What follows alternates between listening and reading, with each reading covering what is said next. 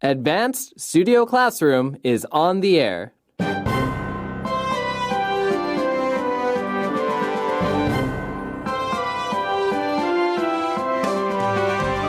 Another year, another round of new products.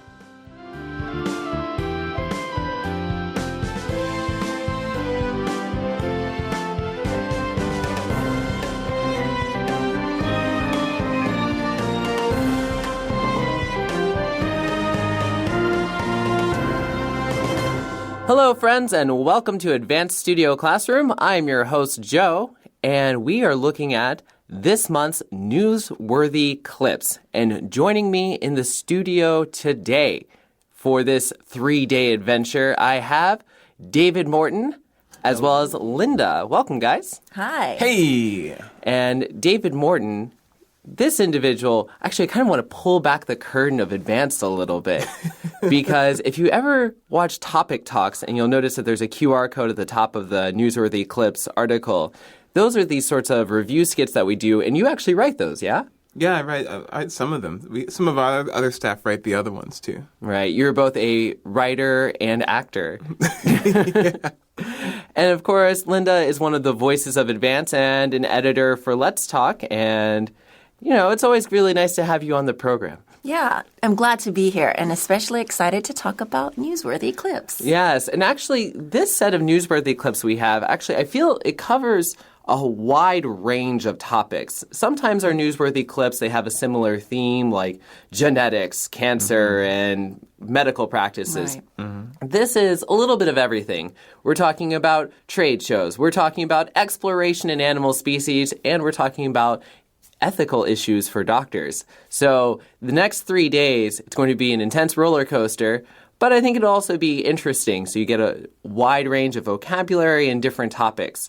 But for day one, we're going to be talking about amazing products from this trade show. So I wanted to start by asking our panelists, have you ever been to a trade show? Like, what exactly happens at a trade show? I have. I've been to several, and it's like a gathering, a big gathering, usually in a convention center or somewhere that can house or hold a lot of people. And it's their companies or individuals in that particular industry.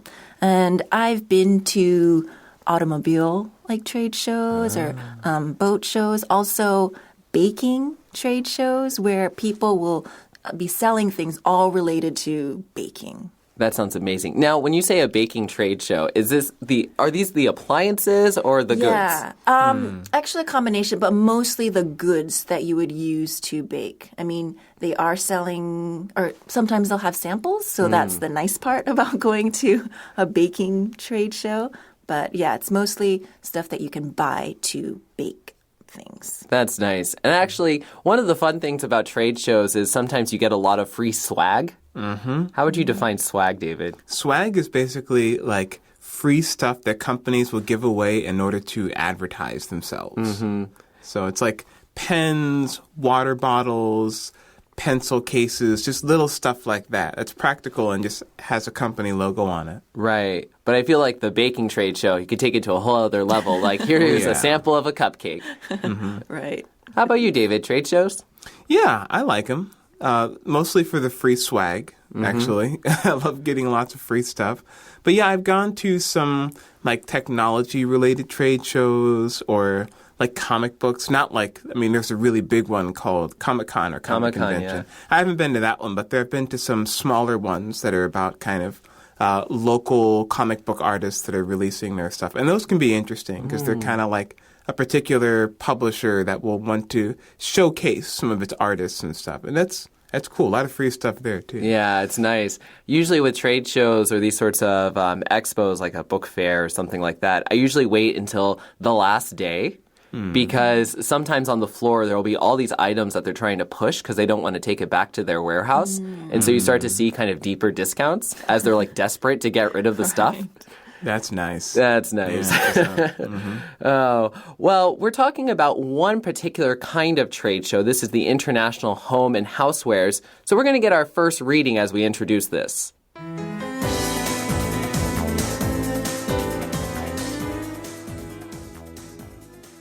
Amazing products from the International Home and Housewares show. The International Home and Housewares Show is huge. 16 miles of aisles spread over 3 buildings at Chicago's McCormick Place, with more than 2,200 vendors displaying some of the latest tech and great design for home goods. A few trends remain popular: multifunctional products, eco-friendly items, smart home goods that focus on safety, and products to improve wellness. Well, the International Home and Houseware Show is very, very interesting. It has a long history, and many products that we use today were first introduced there. I really hate cleaning, and so I was looking through this list, and I was noticing 2 major cleaning products that got introduced here. In 1979, the Dustbuster. Oh, no way, yeah. Invented through moon landing technology, Oh, that's so great. which is kind of wild. And then 2002, we get the first showing of the Roomba. Oh, And the Roomba is that little like robot vacuum yeah, cleaner. the robot vacuum. It's quite nice. And what's funny with this is that was another example of the Roomba was invented through military technology. So they had these military patents. They were working on like drones and this and that. And then someone said, hey, you know what we really need here? Robot vacuums. Yeah, yeah. But this is a really big show, right? Yeah, 16 miles of aisles, and it's spread over 3 different buildings. 16 miles. That's unreal. I just can't imagine. I feel like things like that, I get really overwhelmed sometimes by just the sheer amount of different products that there can be, And it's just such an intense place. The Chicago's McCormick Place, as I was noting here, 3 buildings, Yeah. or at least 3 buildings at this place, with more than 2,200 vendors. That's just an intense showing. Yeah, and I mean, if you're a vendor in that place, how do you make yourself stand out? You know what I mean? Like, it's got to be just very competitive. It's got to be a lot of pressure, I imagine. That's the thing. Now, I imagine there are also a lot of people that come out to this thing if you have so many vendors. Right, yeah. You definitely want people coming to see the vendors.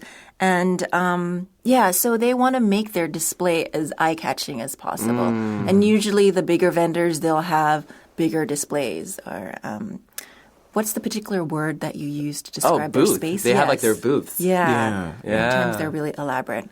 The last time I went to, a bicycle show. A bicycle show. Yeah, so like the big bike brands, they have the biggest booths and, that attract the most people. Right. But you want to make it stand out in some way so that people will come and see. Yeah, and usually you get kind of like sometimes loud music. Because Studio Classroom, we always go to the book fair, the book expo. And it's always interesting because we try to make our display and our booth as big as possible, like lots of signs, music, all of that. Make it catchy. Catchy, that's right. Now, there are a lot of things that you can get here, and if you ever kind of look at the list of things that get shown here, you see certain things, they come in, they come out with the times of what's popular, but some trends remain popular. Yeah, and it totally makes sense to me, the things that do. It's like multifunctional products. Absolutely. People love to be able to do more than one thing with a product, right? Eco-friendly items, especially now, because of a lot of environmental awareness that people tend to have. They want things they want to be more conscious about the way that they live. So that stuff's going to be really popular.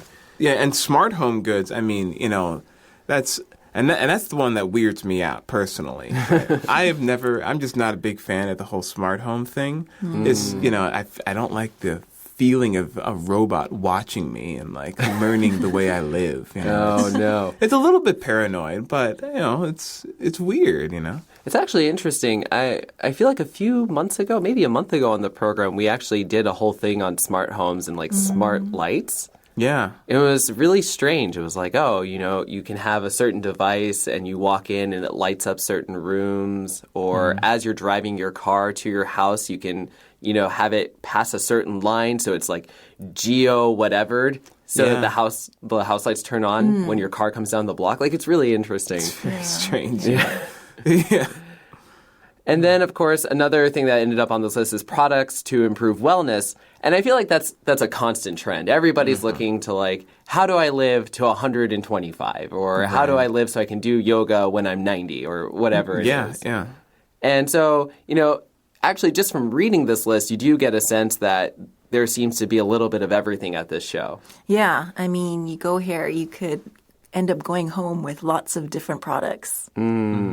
Now, something I'm not sure about is exactly how long this show is, but I imagine with as big as it is, it's probably not just like a weekend show kind of thing. No, after all that work they do to set up 16 miles of aisles, yeah. What a stretch. That's got to go on for a long Yeah, and usually these trade shows, they have it's usually the first few days that are just for, that is not open to the general public. It's like for merchants, right? Right, yeah. People are specifically in this industry. They're like wanting to buy stuff to sell or use for their company. And then usually later on during the opening of the trade show, it's when it's open to the general public. Oh, that's right. Yeah. Very good point. So what we have here today are just 4 products that were introduced. So you can imagine 2,200 vendors, narrowing it down to 4 products. The original writer of this article must have had a hard time. Definitely. But what we're going to be doing for you today is talking about 2 products at a time. So we're going to look at Elecpro's USE Smart Lock as well as the Flat Box Cheers.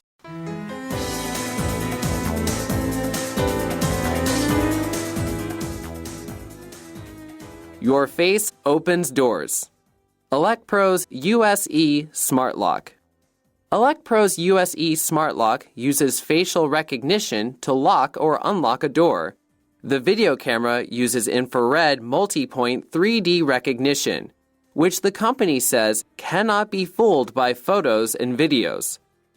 Owners can store up to 50 faces per lock and have 5 other options to lock or unlock doors: fingerprint scanning, key fobs, smartphone app, video camera, or a physical key. Keeping germs away. Flatbox Cheers. Flatbox is an insulated neoprene lunchbox that unfolds to a placemat, giving you a clean surface. The machine washable bag has 4 separate zippers, allowing diners to open it fully or partially. Important when eating in a small space like an airplane seat.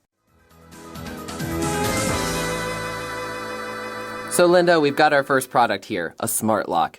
Yes, and I just want to ask you guys, are you like me? Do you still use traditional keys, or are you more technologically savvy when it comes to opening doors? I still use regular keys. Yeah. My apartment has a keypad. Whoa. That I can use to open the door, but I still use my key. This is just kind of interesting because it's not just sort of like, oh, maybe you have something on your person that lets you open the door. It actually has this like video camera. Yeah, this is the part where it starts to just become like a movie. You know, like you ever see those like spy movies or like, James Bond where he like walks up to someone walks up to a panel and it like scans their face and it's like, doors are opening. Access granted. Granted. It's like that. This is the kind of stuff we had in science fiction movies, and now you can have it installed on your house. Right, with this infrared multi-point 3D recognition. So, infrared is this type of radiant energy that's invisible to the human eyes. You see like people with infrared where they have like goggles and they can see like a heat source. Yeah. And so it's a very advanced kind of form because the company says it doesn't want someone to be able to fool the lock, Linda. Right. You don't want people to use like a smartphone with photos or video to be able to unlock the door. Right. Like, I'm totally David. Here's my picture. Yeah. Right. And so here, owners can store up to 50 faces per lock and have 5 other options to lock or unlock doors, which I think is handy because, I don't know, maybe I have a beard and the thing isn't working as well. So having some other options to unlock the door is really handy, but also having it set up so, my friends can come really easily.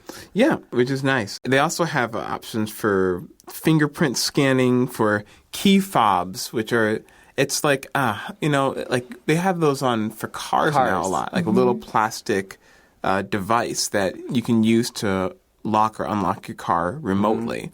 Or just other things too. You can just kind of hold it up to a little spot on the door, and then it just automatically opens it. Stuff like that. That's kind of what the key fobs are.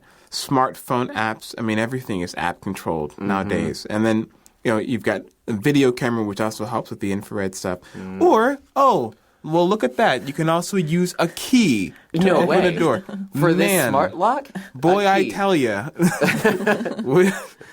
I personally think that it's cool. It's very futuristic. I think that it certainly adds some convenience, which is a Right. nice thing.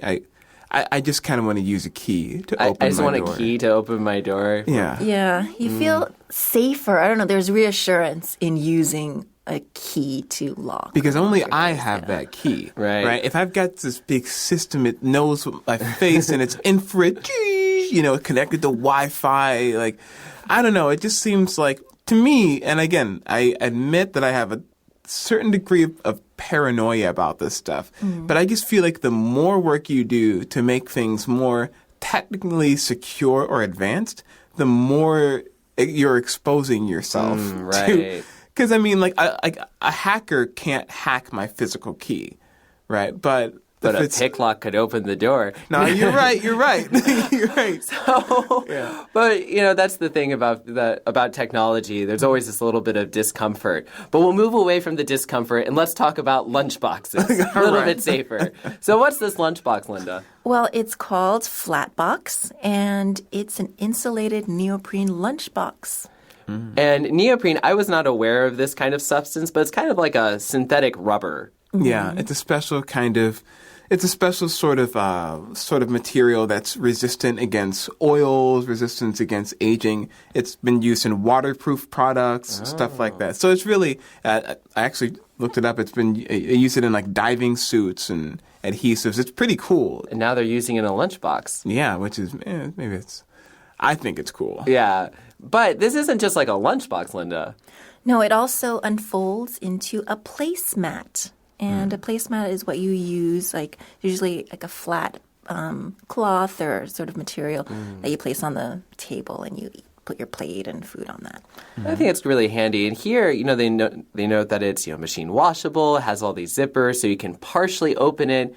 And saying, being able to do that's important when you're eating in a small space like an airplane seat. But I look at this and I think picnic. Yes. Oh, yeah. That was my first thought, too. Absolutely. I am thinking like the ultimate picnic lunchbox. That seems really interesting. Yeah. Yeah. And what's great about it, you see in the picture there on page 30, it has 2 places for holding wine. So you can have 2 bottles of wine on your picnic. There we go. You can bring everything with you. Yeah, and this was my favorite one. This was my favorite invention. Oh, yeah? And it's also insulated, right? So that means that it can keep hot things hot and cold things cold. Yep. So it's really just, what a great...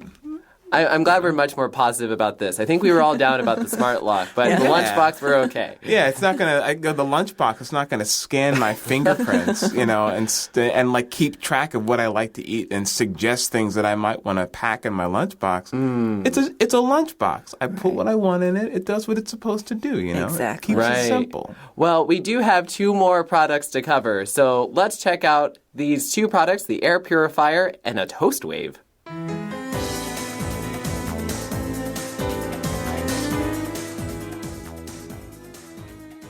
Warm, clean air.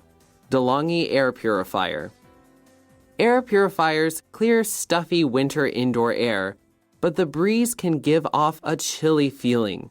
DeLonghi Air Purifier solves that problem by combining an air purifier and a heater in a sleek design. There are 6 gentle heat settings, and the surround air feature means no hot spots. In summer, users can switch from heating to cooling with the unit's 10 fan settings, all while purifying the air. New way of cooking. Galan's Toast Wave. Everyone uses a microwave to reheat or thaw out food, but what if you could nuke a piece of frozen food and have it come out nicely browned as if it were cooked in an oven? Galan's brought its Toast Wave, which says it will defrost and cook with the combined speed of a microwave and a convection oven in one space-saving appliance. There were no working models at the show to test, so right now, it's a great concept. Linda, we've got this product here, air purifier. And this air purifier, it actually kind of helps solve a problem that comes with air purifiers. Right. When air purifiers work, they often they let out a breeze, which is chilly. And you don't want that if it's wintertime. Like the whole purpose was to clean the air and also give warmth. But here, this air purifier provides that. There we go. And so it gets rid of that stuffy air. You know, you go into a room and you kind of feel like the air feels almost heavy or something. Yeah, like kind of wet, like it's been there hasn't been any circulation. Like it's just been sitting in one room for too long and it smells old. Right. And so here, this air purifier combines both of those things where it kind of keeps the air a little bit warmer during the winter, but then also purifies it as well and says it comes in this sleek design. So what kind of settings are we talking about? Can you describe the product a little more, Linda? Well, it has heat settings and a surround air feature means no hot spots. So it keeps the air uniform. Right. It kind of, sometimes with like heaters, it's not, you get parts of it that are like really particularly warm, especially like right directly where the heat's coming out. So it's kind of a little bit more even around the device, I guess. Yeah, instead of a space heater where there's just like one spot. There's makes the whole room more comfortable. And it's multifunctional because in summer you can switch from heating to cooling. It has 10 different fan settings and it still purifies the air.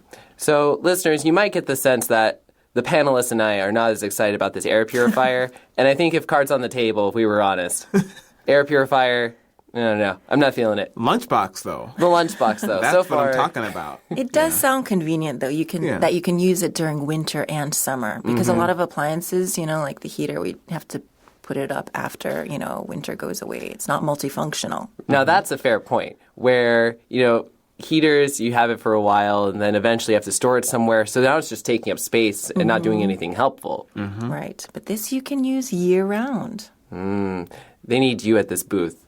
Yeah. People are going to walk by and be like, nah, air purifier. I'm like, no.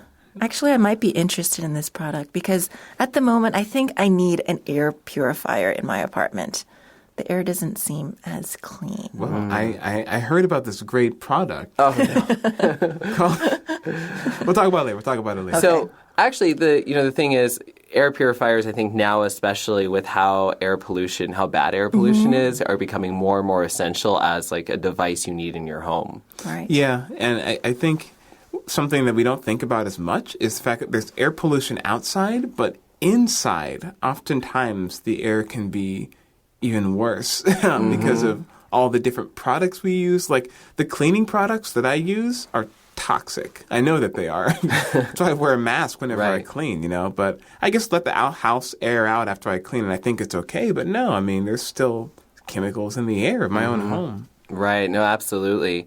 So moving away from air purifiers, we have something that kind of operates like a microwave, Linda. Yes, it's called the toast wave. And, well, we like talking about food, and this has something to do with food because it can help you to prepare food. Right. So we all use microwaves. At least in the States, microwaves are a very common household item. And, a word that we often talk about with microwaves is someone would say like, oh, I need to nuke my food. Right. Yeah. And this isn't talking about splitting an atom and creating a nuclear explosion to warm your pizza. Is it just talking about putting it in the microwave and warming it up? Right. It's kind of interesting. So you might ask yourself, why in the world do we use nuke? Any thoughts? Yeah, I mean, it's because it's like instead of it's not using fire, right? It's using like microwaves. So it's sort of like this, it's kind of an unnatural way of heating your food. It happens really fast as opposed to like heating up something slowly on the stove. So I think we call it nuke because it's like this, something goes from being cold or lukewarm to being hot super fast using like no heat source. So I had read about when microwaves first came out, there were articles that said that they actually used real radiation. Yeah. And I mean, so, it is a form of radiation. right, but not like that kind of radiation. Yeah. Right, really harmful radiation that we associate nuclear bombs with. Right, very different. But that's how, some of the ideas came about. But yeah, they heat things up very quickly, but they don't come out nice and brown, Linda. Right. Not like it would if you use a traditional oven where it get like when you do a roast, like it browns and you get this great color and crispiness. Right. So here, their product apparently will help defrost and cook with the combined speed of a microwave and a convection oven in one space-saving appliance. Now, I don't do enough cooking to know exactly what a convection oven is, to be honest. Oh, yeah. Well, convection oven is basically, it has a fan that circulates the hot air uniformly around the food. So it just, instead of it having to heat the whole thing from like one side or from a few sides, it circulates the hot air around so that it's cooking more evenly and more quickly that way. It's basically what convection oven is. Right. And so, for example, if you're baking a cake, it would take a lot less time if you were using a convection oven rather than a traditional oven. So this is quite handy if you cook. I eat out too often for this to be my number one appliance. Or my number one item from this. But I can see how it's definitely helpful, especially if you're taking something out that needs to be defrosted, where you've had something that's frozen and you need it to thaw out. Yeah, and in my head, I'm just thinking about these things called Hot Pockets that we have in the States, right? They're like little pastries that have like pizza inside, and they're frozen. And it's like you want it to be done fast, so you put it in the microwave, but you also kind of want it to be nice and browned and warmed. This is all I'm thinking of in my head is Hot Pockets. Like this could make a killer Hot Pocket, Stick it in there nice and brown, get done quick. Right. You don't have to do multiple steps. But you don't have to put it in the microwave first to defrost and then put it in the oven to get it crispy and brown. Who has time for that? One step. There we go. Yeah. So it seems like probably top items from our list of 4 today, Flatbox Cheers and maybe the Toast Wave. Am I right on this? Yeah, that'd be pretty cool. There we go. Yeah. Well, this has been our first day of the Newsworthy Clips, and tomorrow we're going to be talking about a fantastic tortoise. So be sure to join us tomorrow as we continue on with Newsworthy Clips. This is Joe saying goodbye. Goodbye.